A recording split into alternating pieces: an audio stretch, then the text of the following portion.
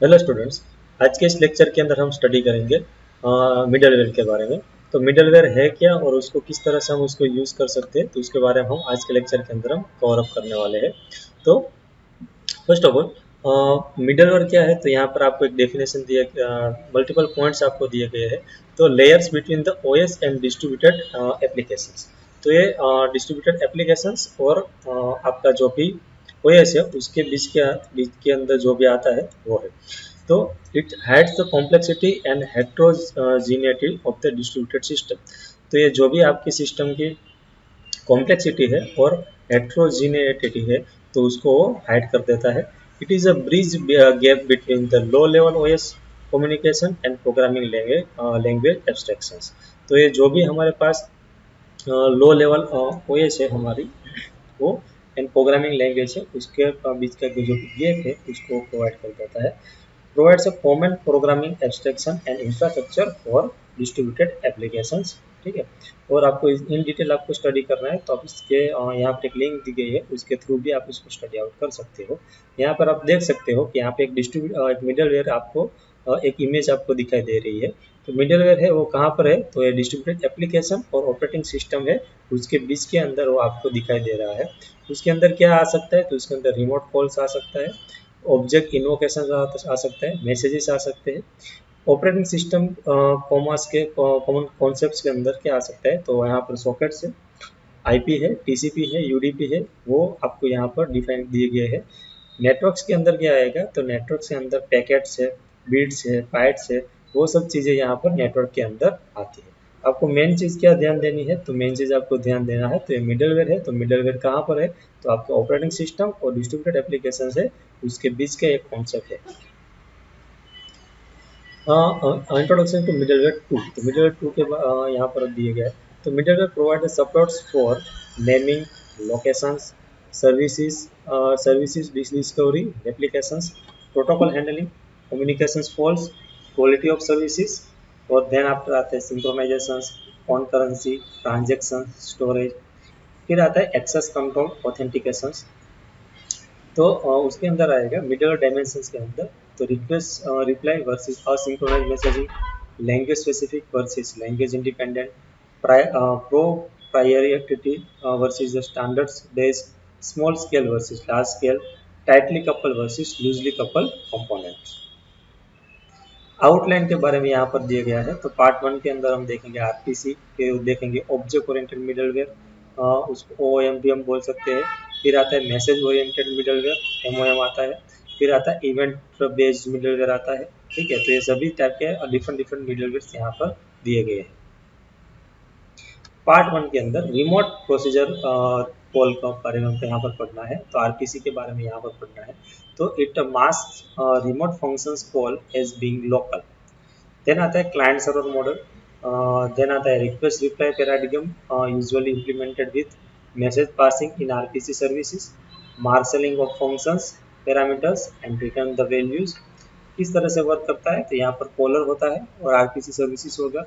यहाँ पर कॉल करते हैं हम, तो कॉलर है वो जहाँ से कॉल करता है, तो मार्शल आर्ग्यूमेंट से, जनरेट आईडी से, स्टार्टर टाइमर है।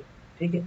और अनमार्शल आउटपुट के अंदर फिर यहाँ 3 चीज़ें हुई। उसके बाद मैसेज यहाँ पर ट्रांसफर हुआ आरपीसी सर्विस के अंदर, वहाँ पर अनमार्शल हुआ, फिर रिकॉर्ड आईडी हुआ, और उसके बाद रिमोट फंक्शंस को कॉल किया गया, तो फंक्शन कॉल हुआ, फंक्शन ने अपना एग्जीक्यूशंस किया, और वो यहाँ पर मार्शल्स वैल्यूज मिली, टाइमर हमने सेट आउट किया, फिर अनमार्शल हुआ। फिर जो भी हमने यहाँ पर मिल गया है उसका एक एक्नॉलेजमेंट हमें पास करना होता है। तो एक्नॉलेजमेंट हमने यहाँ पर पास किया, तो यहाँ पर उसको वो मिल गया, और उसके बाद हमने उसको कॉल से फिर से हम यहाँ से बाहर निकल गए। तो इस तरह से पूरा का पूरा रिमोट प्रोसीजर कॉल है वो वर्क करने वाला है।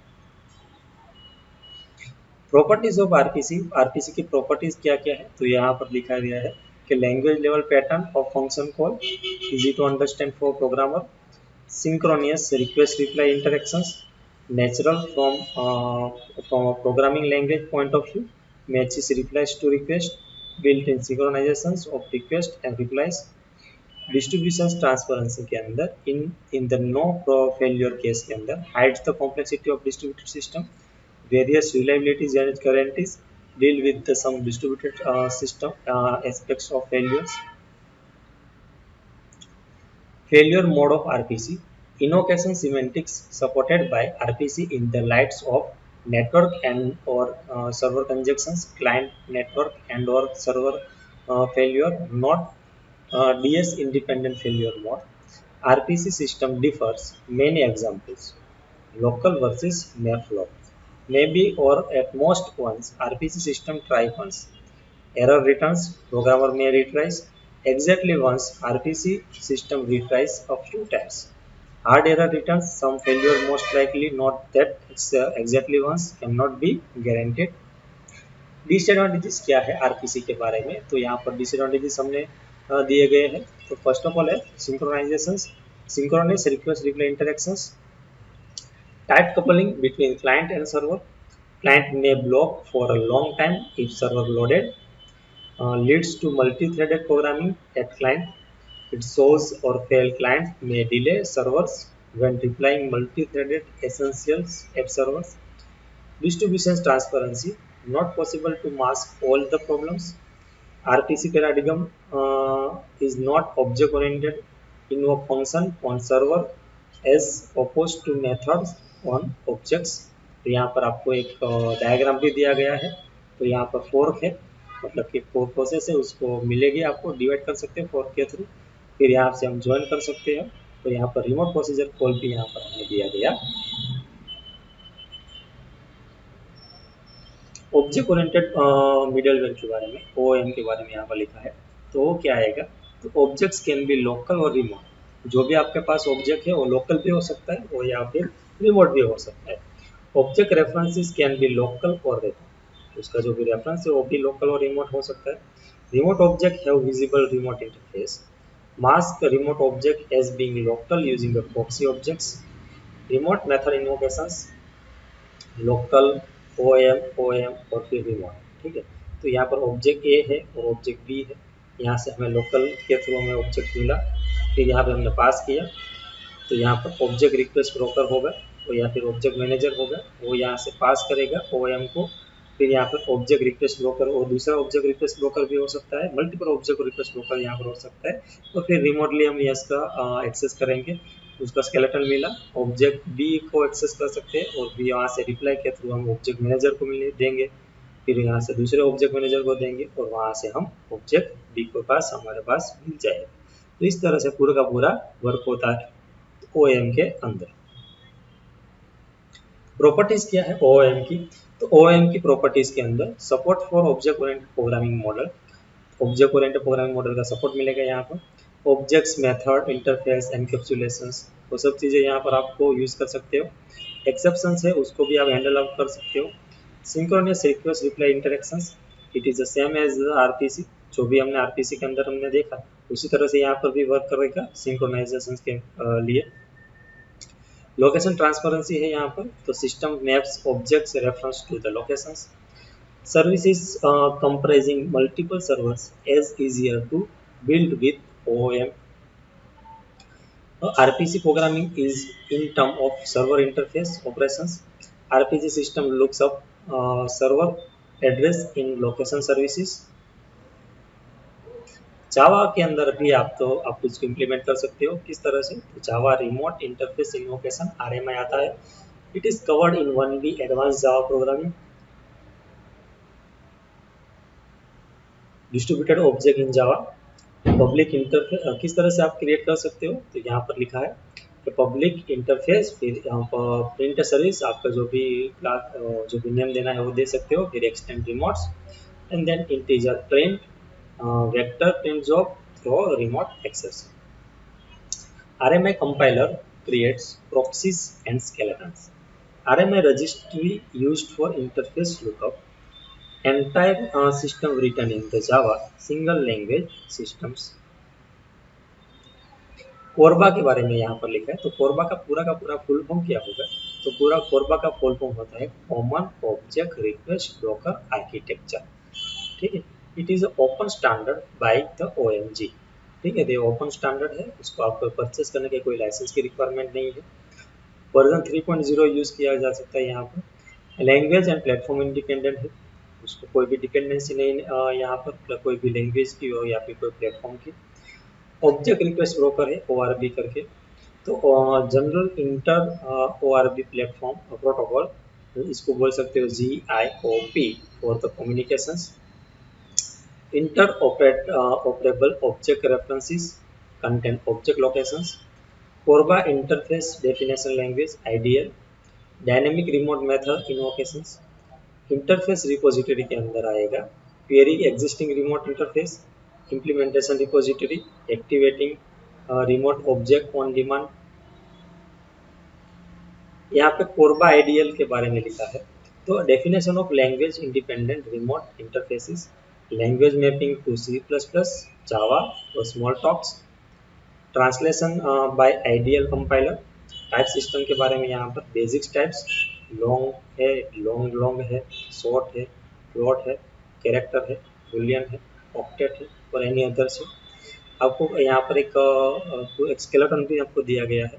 तो आपको लिखा है type of sequence, string, files, interface, print service, server and then void print और इन फाइल प्रिंट जॉब। तो इस तरह से आपको लिखना है। पैरामीटर पासिंग के लिए इन आउट और इन आउट का यूज कर सकते हो आप। Basic and constructed type passed by value, object passed by reference. तो बाय वैल्यू भी पास कर सकते हो और बाय रेफरेंस भी पास कर सकते हो इन पैरामीटर्स ऑफ। कोरबा सर्विसेज का सिलेक्शन किस तरह से होगा? तो नेमिंग सर्विसेज है, तो नेम से, रिमोट ऑब्जेक्ट रेफरेंसेस है, ट्रेडिंग सर्विसेज है, तो एट्रीब्यूट्स प्रॉपर्टीज और रिमोट ऑब्जेक्ट रेफरेंसेस है।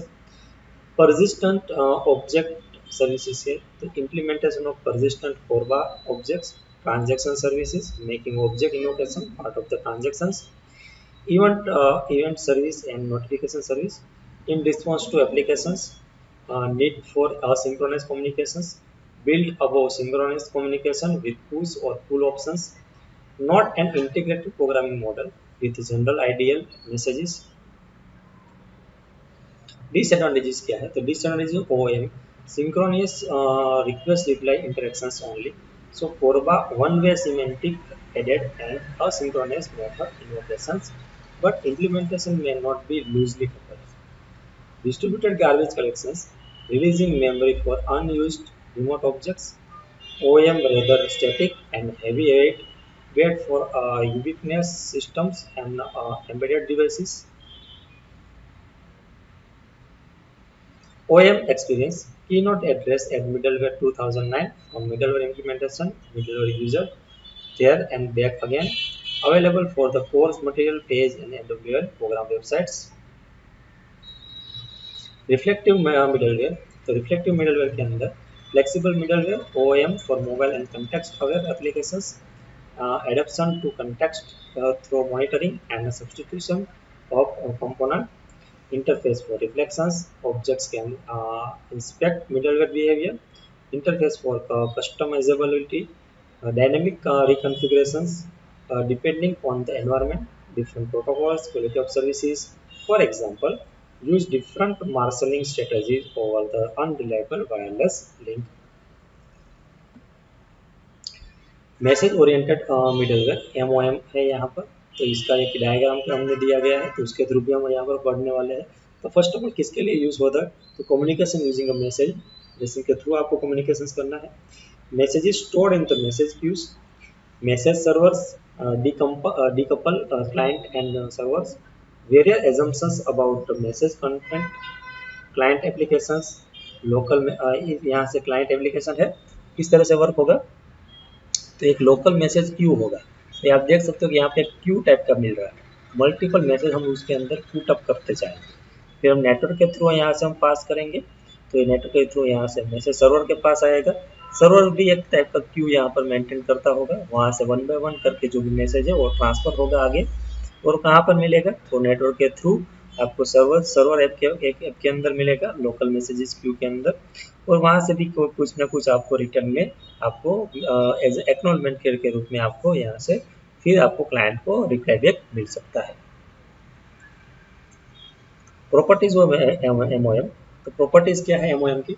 asynchronous interactions, client and server are only loosely coupled, messages are queued, good for the application integrations, support आपको मिल जाता है यहाँ पर। तो support for reliability delivery services, keep you in the persistent storage, processing of message bye intermediate message servers, may do filtering, transforming and logging, networks of message servers, natural for database integrations, IBM MQ series, one-to-one reliable message passing using a queue, persistent and non-persistent messages, message priority, message notifications, queue managers। Q managers के अंदर क्या आएगा? Q managers का काम है responsibility for the cues को आपको maintain करना है, ट्रांसफर